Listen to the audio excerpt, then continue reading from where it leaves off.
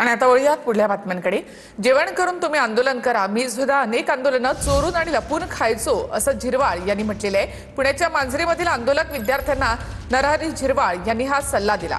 तर नरहरी झिरवाळ यांचं वक्तव्य आंदोलक विद्यार्थ्यांचा अपमान असल्याचं अंबादास दानवेंनी म्हटलेलं आहे। अशा वाचाळवीर मंत्र्यांना फडणवीस सुनेत्रा पवारांनी सांभाळावं असं दानवेंनी म्हटलंय।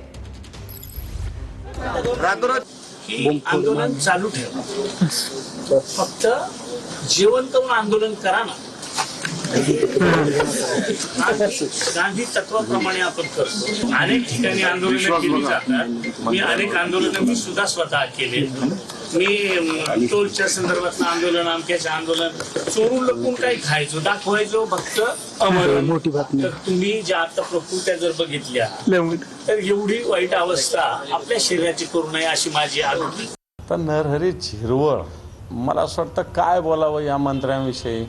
मागच्या काळात काय काय कृत्य समोर आले होते, यांच्या ऑफिसमधले लोक कसे पकडले गेले, आणि अशा व्यक्तीकडून तुम्ही काय फार मॅच्युरिटीचं वक्तव्य कसं करू शकता। राज्याच्या मंत्रिमंडळात असेच मंत्री आहे, कोणी नाचणारे, कोणी गाणारे, कोणी तसं तर मी तर म्हणेल विद्यार्थ्यांच्या आंदोलनाचा हा अपमान आहे। त्या खात्याकडे दुर्लक्ष करून ते वेगळ्याच खात्याकडे जास्त लक्ष देत आहेत। म्हणून अशा वाचाळ मंत्र्यांना सरकारने, मुख्यमंत्र्यांनी, त्यांच्या नेत्या ज्या असलेल्या आहे उपमुख्यमंत्री सुनेत्राताई यांनी सांभाळावं। नाही, झिरवाळ खाऊन पिऊन आंदोलन करा म्हणत असतील तर त्यांना आंदोलनाचं महत्त्व, लोकशाहीचं महत्त्व झिरवाळला खूप कळते याचा त्याचा अर्थ होतो।